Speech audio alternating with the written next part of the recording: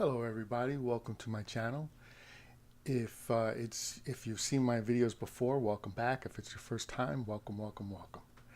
This video is this channel is Scott's Comics Retro Review, and you could shorten the name because I realize it's pretty long. However you want to do it, SCRR, SCRR, Scott's Reviews, Scott's Comics Reviews, Retro Reviews, however you want to do it.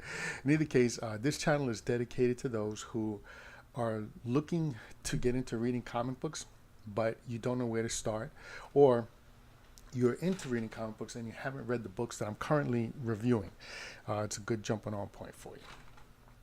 I'm in the middle of reviewing John Byrne, his run on Superman.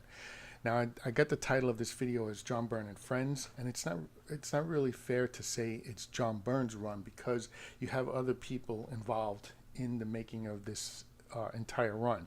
John Byrne had his books, and Marv Wolfman, Jerry Ordway had their book, and then there's a crossover that includes writer Paul Levitz in this particular trade.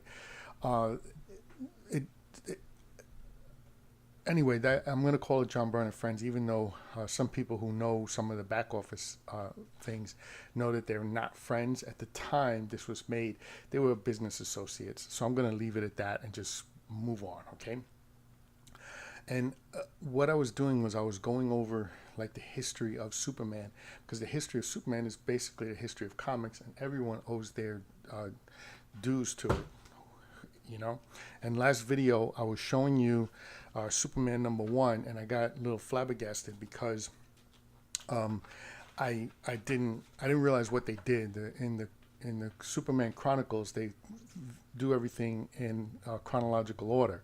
So when they reprinted all the Action Comic stuff, when they got to Superman, all that stuff had already been reprinted. so as a result of that, you have when I got to that portion, Superman #1, it was only one story in there. And I wanted to show you real quick, this is what Superman #1 looked like, which actually reprinted all those Action Comic books. It had this, which was new and original, and then with this issue here, with this page here, it began the Action Comics #1, and then it reprinted everything from there. It reprinted everything from there, so it was all everything else in the rest of Superman #1 was a reprint. But the point I was trying to make was the milestone was that Superman was the first character that had his own book. Before that, everything was just anthology. That's the point I was trying to make when it came to that. So when it comes to this review here, oh, I'm sorry, also I was talking about the Silver Age and the Golden Age, and I was trying to explain something, and I'm not sure I really explained it correctly. It's not like everyone was marking things and going, okay, that's the end of the Golden Age, this is the beginning of the Silver Age. You know, it's just things were just happening, and when historians started, or fans started writing about it, they started calling this was the Golden Age, this was the Silver Age, yada yada yada.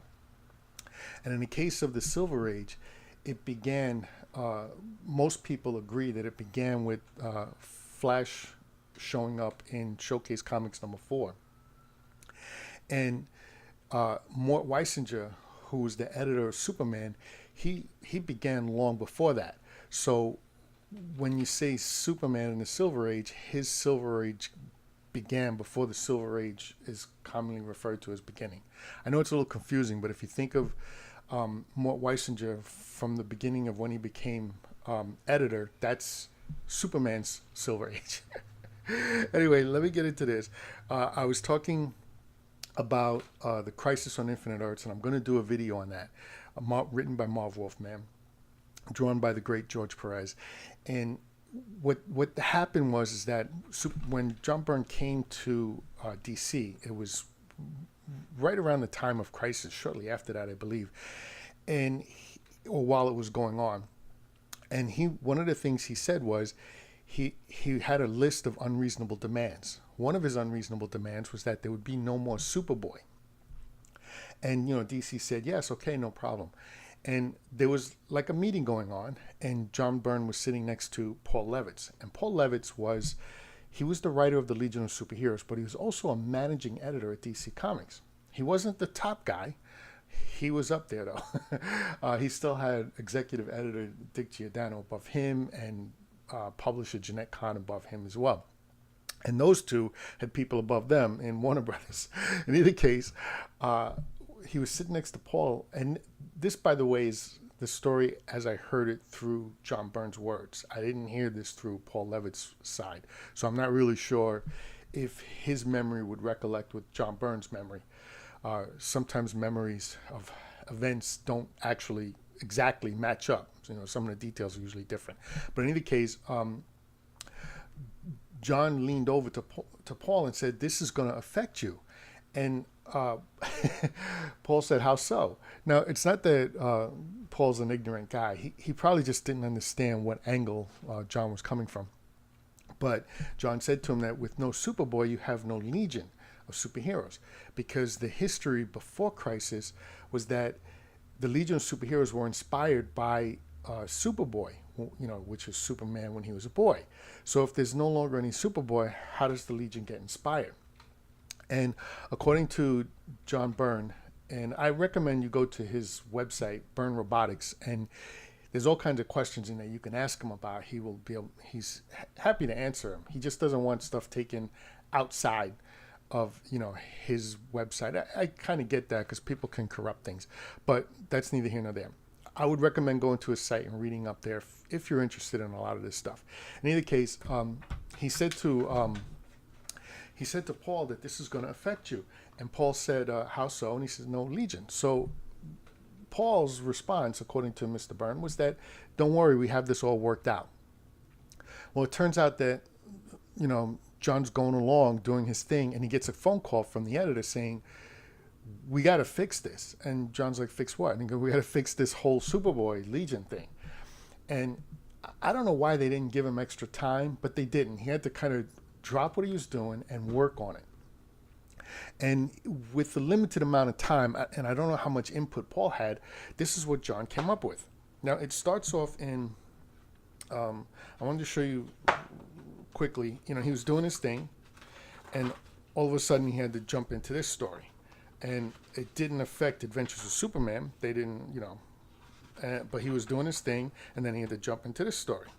And the Legion jumped right into this story. So, again, I wasn't there. I can only go by what people are telling me. But what happened was it starts off in the Legion book, and I'm not sure why. I guess that's just the way they worked it out. Maybe Paul had more time. Paul and Greg LaRocque had more time, but they were working through it. And what happens is they figured out Cosmic Boy went into the past, and he found out that his recollection of the past. And by the way, he's like the historian of the Legion. So when he goes into the past, he kind of knows what happened 1,000 years ago because he reads up on it all the time. And when he went into the past, he realizes that there's no Superboy there. And he's going, "This is crazy. How does this happen?" So he goes back into the future again. He tells the rest of the Legion, and a group of Legionnaires go into the past. And what happens is they wind up in Superboys. This is the way they remembered it. And they take 4 of the Legionnaires who are among the more human-looking ones, and they dress up in 19, whatever year it is that they recall this to be. And they start going through town, and everything looks familiar to them. They run into Pete Ross, which is everything's the same. They walks with him back to the Kent's store, which is what he remembers. And they're all saying, hi, how are you? Mom, Pa Kent. And then they run into Clark Kent, and they're like, "Hey, what's going on, buddy?" And they're greeting each other, and they're even talking about how the history, what's going on. And all of a sudden, Superboy, Clark Kent, turns around with the stasis ray, and he freezes his Legionnaire, friends. And then he finds out that, well, he already found out through their previous discussion that there were more Legionnaires waiting out over on the side here, and he goes after them. Now, I didn't want to go too far into what happens from there, but I did want to show you this. One of the things that I love about Mr. Byrne is he'll redo covers. And this was an old Fantastic Four cover that he redid. This guy is kind of like a Superman ripoff. And there's the Thing and Johnny Storm, Mr. Fantastic, and Sue Storm. And here we have the equivalent Legionnaire members. Block, who's like a big rocky guy, Invisible Kid, who with obvious differences, a visible woman, and then you have the super intellect Brainiac 5 and the super intellectual Mr. Fantastic, and then you have Johnny Storm and Sun Boy. So anyway, that's one of the things a lot of the things he used to do that drilled me to no end. And also, I wanted to show you this real quick. I never really understood this, but what happens is the Time Trapper, he figures out that something is amiss, that the Legion doesn't match up, and he goes back billions of years and he grabs a sliver of time, like a second, and he creates this pocket universe, which is where Superboy was. And he has Superboy grow up so that it coincides with what the Legion's memories are. And I'm not exactly sure why he did all of that, but we end up with Superboy and Superman fighting, and they're talking about Superboy here, and they say the greatest hero of all. And it turns into they created a pocket universe. I don't want to give away too much about it, but they create a pocket universe for the Legion, so that when the Time Trap, created the pocket universe for the Legion to go back into the past. Every time they went into the past, the Time Trapper shunted them off into that pocket universe. And I'm not exactly sure what his plans were. It's in here. I've read it a couple times, and I don't completely get it. But the Time Trapper is a Legion villain. But in this whole run with Superman, I love John Byrne's work on it, and I don't want to take away from, say, Jerry Ordway's work, which is gorgeous. I mean, look at that. Jerry Ordway's a phenomenal artist, and Marv Wolfman. I'm going to do a lot of videos on him. I'm going to do videos on Ordway too, and Levitz, but that's all down the road. So you have a lot of talent in here in this book.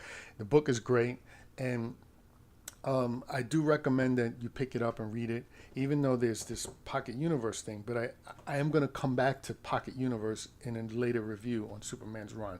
He's going to revisit it.